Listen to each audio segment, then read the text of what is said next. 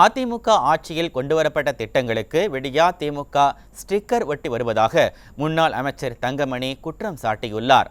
நாமக்கல் நாடாளுமன்ற தொகுதியில் போட்டியிடும் அதிமுக வெற்றி வேட்பாளர் தமிழ்மணியை ஆதரித்து ராசிபுரம் புதிய பேருந்து நிலையம், பழைய பேருந்து நிலையம், கடைவீதி மற்றும் நகரின் பல்வேறு பகுதிகளில் திறந்தவெளி வாகனத்தில் முன்னாள் அமைச்சர்கள் தங்கமணி, சரோஜா உள்ளிட்ட கழக நிர்வாகிகள் வீதி வீதியாக சென்று தீவிர வாக்கு சேகரிப்பில் ஈடுபட்டனர்.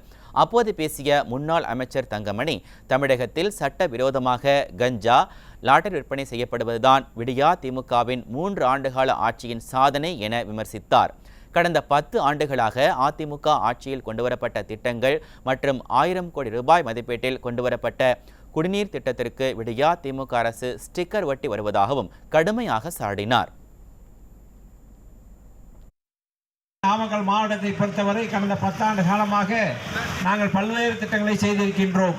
ஆனால் இன்றைய தினம் உங்களிடத்திலே வாக்கு கேட்டு வந்தவர்கள் என்ன செய்திருக்கின்றார்கள்? நாங்கள் கொண்டு வந்த 1000 கோடி ரூபாய் குடிநீர் திட்டத்தை 40% பணியை முடித்ததுக்கு பின்னால் வந்து அடிக்கல் நாட்டி ஸ்டிக்கர் ஒட்டுகின்ற வேலையை எப்படி அவருடைய தலைமை செய்கின்றதோ அதே போல இங்கே இருக்கின்றவர்கள் செய்திருக்கின்றார்கள்.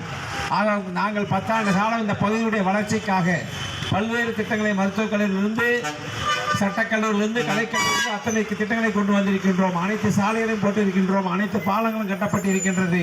பல்வேறு குடிநீர் கூட்ட திட்டத்தை நிறைவேற்றி தந்திருக்கின்றோம். ஆனால் இந்த 3 ஆண்டு காலத்தில் அவர்கள் செய்த சாதனை என்னவென்று சொன்னால், எங்கே பார்த்தாலும் கஞ்சா கிடைக்கின்றது, எங்கே பார்த்தாலும் போதைப் பொருள் கிடைக்கின்றது, எங்கே பார்த்தாலும் லாட்டரி டிக்கெட் கிடைக்கின்றது. இதுதான் இந்த ஆட்சியினுடைய சாதனை. வாக்கு சேகரிப்பின் போது ஆம்புலன்ஸ் வருவதை கண்ட முன்னாள் அமைச்சர் தங்கமணி பிரச்சாரத்தை உடனடியாக நிறுத்திக் கொண்டு ஆம்புலன்ஸுக்கு வழிவிட்டு அனுப்பி வைத்தார்.